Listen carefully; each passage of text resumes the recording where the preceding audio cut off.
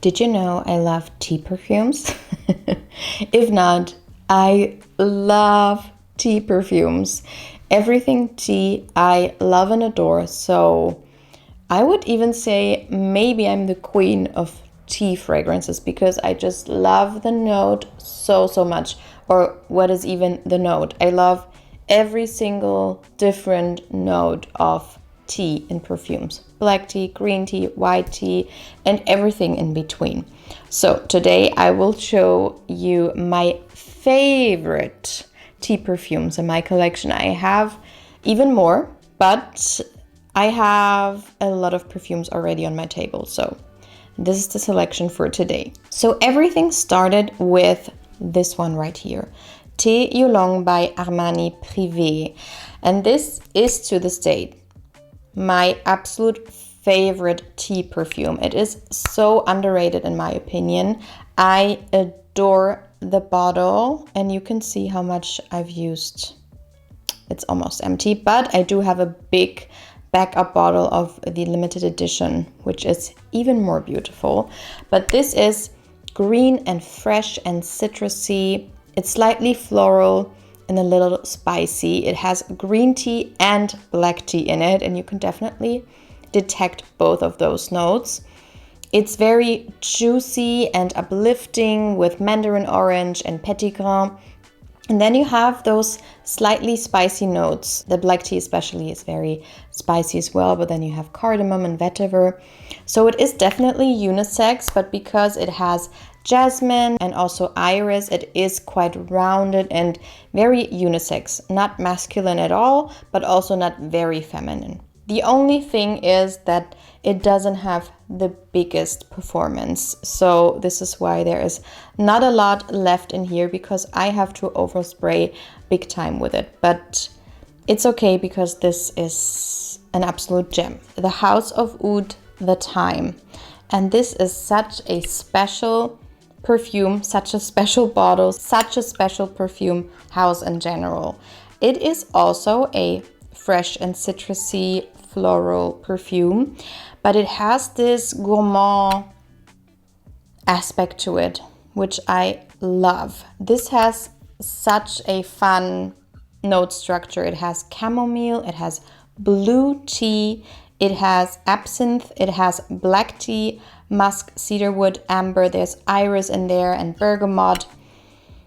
And to me, I smell something like a blueberry. I don't know if it's the color or what, but to me, it reminds me of a blueberry dessert or like a jam, something like that, without being too jammy and sweet. It's just that it's so juicy and fruity, and there's not even a lot of fruits in here, not at all actually. So I don't know if it's the blue tea, but it definitely has this tea aspect to it, and it's light. It reminds me of something Japanese.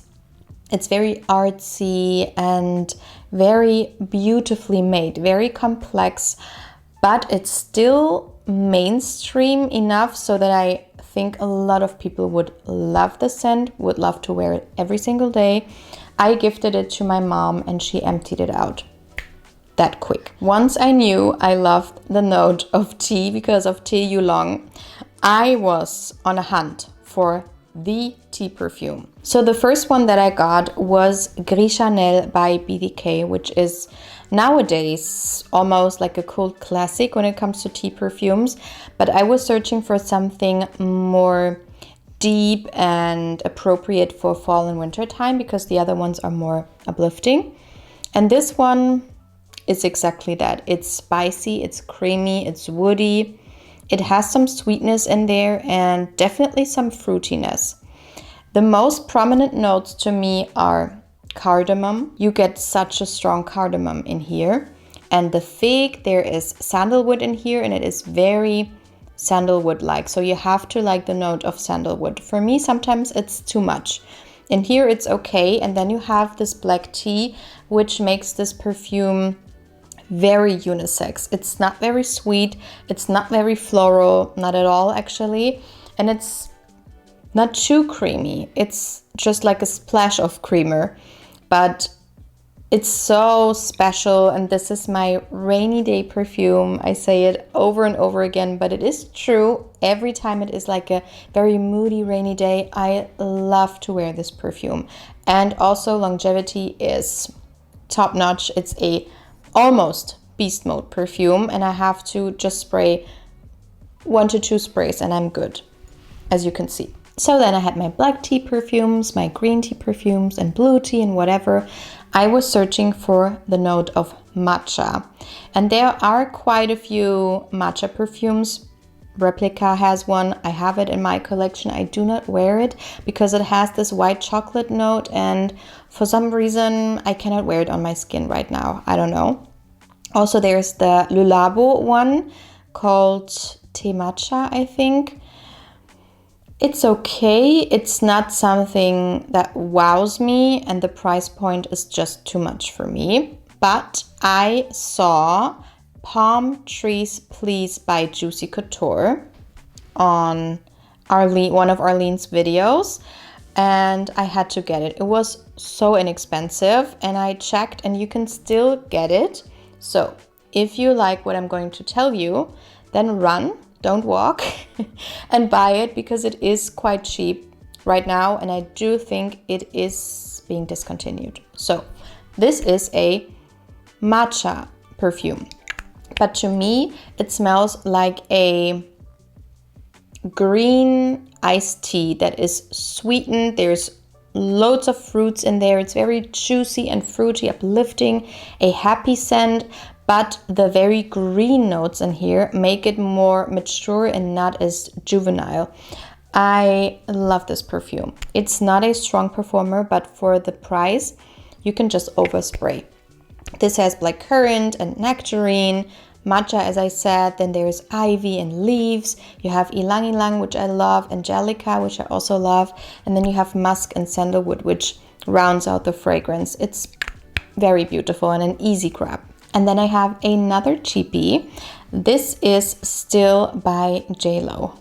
One of the best celebrity perfumes I have tried ever. This is so beautiful. It's almost like a niche perfume to me. It doesn't smell, I mean, what does it even mean? But it's not like a typical generic perfume that's just floral and fruity with a deep base that you've smelled a million times before. It's very niche smelling to me, as I said. It says the main accords are floral, fresh, fruity, sweet, and citrus, but that sounds like a spring or summer perfume to me. This, to me, is something you can wear all year because it's just a lot more creamy and complex, and it's not just citrusy. You have rice wine in here and Earl Grey tea and mandarin orange, but that's about it with the citruses. And then you have beautiful florals of freesia, honeysuckle, and orange blossom, and they are so elegant and classy. And then the base is super creamy with amber, orris root, and sandalwood. And this definitely is creamy to me. Just, I don't know, very ladylike. I don't know. I like it. And this is almost a beast mode perfume. I do not overspray this one because it is very, very strong. And on me, it has a performance of at least 8 hours plus. The next fragrance is the only one that I do not have a bottle of yet because it is quite hard to get in Germany where I live. This is Kerosene Unknown Pleasures. And this is such a fun fragrance. It has the most fun notes. It has the note of waffle cone, Earl Grey tea. It has honey, lemon, vanilla, caramel, bergamot, tonka bean. This is gourmand and sweet. It smells exactly like a lemon ice cream with milk on a waffle cone, and the waffle cone is like handmade and fresh. And then someone's drinking a tea next to you. It's so nice and something special and comforting, and I just love it. It has a very good performance actually, and It's just something that's fun and easy to wear. It's something I would wear maybe during fall and winter time because it has this cozy factor to it. And speaking of cozy, I have this one in my collection now. I've shown you the sample before when I did the brand review, and I have the full bottle. This is One Umbrella for Two by Floraïku. And this is such a cozy scent. It is similar to The Time by the House of Oud, but this is a lot more juicy and fruity. The other one is a little bit more elegant and quiet and like airy. This is more substantial. This is sweet and gourmand and fruity. This has blackcurrant but absolute in here, and the blackcurrant is so loud, it's so juicy, and it's so delicious. I'm not the biggest fan of blackcurrant in general. A lot of times it can be a hit or miss for me. And here it's just so beautifully highlighted. Then there's genmaicha in here, and I love genmaicha tea. Puffed rice as well. And white musk and cedar. But it's all about the blackcurrant, the genmaicha, the puffed rice. It's so fun. It's so yummy. But still it has something perfumey, and it has this slight floral aspect to it, which makes it easy to wear. And longevity and sillage on me are very good on my skin. Another one that is quite new in my collection is Winter Palace by Memo. And I did a Memo brand review for you, and I did not have this then. And so many of you commented or wrote me on IG or wherever telling me to try this perfume. So I did, and I fell in love. So thank you so much. This is such a special tea perfume because it has red tea in here, and this to me smells like a red tea. It's like a hibiscus fruit tea with a lot of citrus. So there's orange in here, amber, red tea, vanilla. We have mate as well, lemon, there's styrix, labdanum, musk. So you have this cozy, almost like woody, smoky aspect. And then you have the bright citruses and then the relaxing tea. It's such a fun and interesting perfume. I absolutely adore the bottle, and it smells so luxurious. It's so light and airy. The only thing is that this on my skin does not have a good performance. I cannot smell myself after maybe 2 to 3 hours. I have to overspray a lot with this one. The next one is from a perfume house called Les Destinations, and this is called Mumbai. I don't know if this is available worldwide, but you can definitely get it in Germany. So I'm going to quickly tell you about it because it is such a beautiful matcha perfume. This is green and sweet and a little bit powdery, but just slightly. This is mostly a matcha and rice perfume, and I love the combination. I don't know why it is called Mumbai. I don't know, say it's more like a Kyoto, but maybe I do not know the history behind the perfume.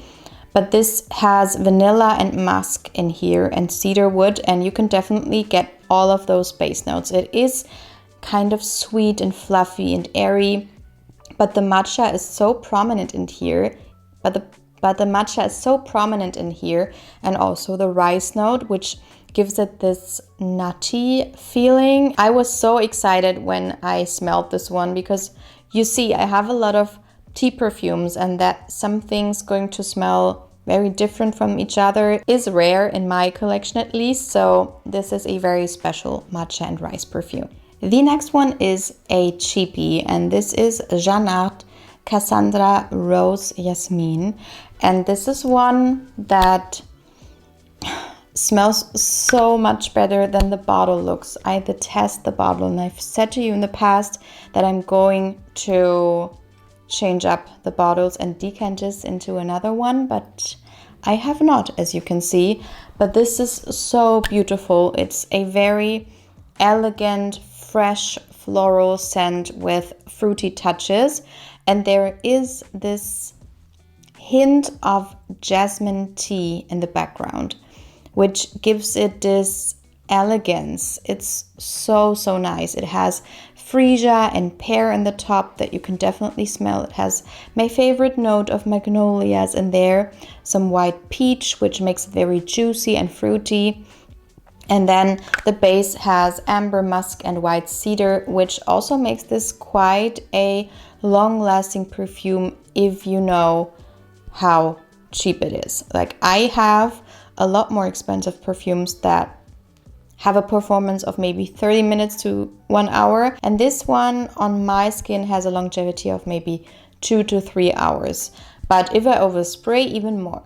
And then of course I have the classic tea perfume, which is called Earl Grey and Cucumber by Jo Malone. And this one is one that I have in my collection, but I don't really reach for it because it reminds me of like the most beautiful room spray or hotel entrance that you can imagine. But I cannot imagine myself wearing it because it is very green. It's almost a little bit too sharp and masculine. This is definitely a very unisex perfume and it's very fresh. It has this cucumber aspect to it. Definitely you get a loud bergamot, and then you have, I don't know what it is, but maybe it's something woody or a tea accord that makes it quite tea-like. So there is beeswax, vanilla and musk in the base. I cannot detect any of those notes in here. It's just a very green and fresh and quite woody, slightly maybe almost smoky, like a smidge of smoke in here. This is Pomelo Sorrento by Gritti from the Venezia line. And it smells so, so good. It reminds me of the Palm Trees Please perfume, but this one is a little bit more complex and refined. I mean, it's another price point, but this is fresh and citrusy and fruity, and it's very green. You have mint in here, green notes listed, and green tea, and then you have a very juicy sour grapefruit. It's very prominent. If you like grapefruit, this is a perfect scent for you. And then you have those more elegant notes of rose and white blossoms, and then quite a heavy base with iris and vetiver and amber, but you cannot detect those notes. It's not a heavy scent at all. I think it's just there to ground it and make it a little bit more long lasting. Still, this is not a beast mode scent at all. Wow, okay, so my camera keeps overheating today.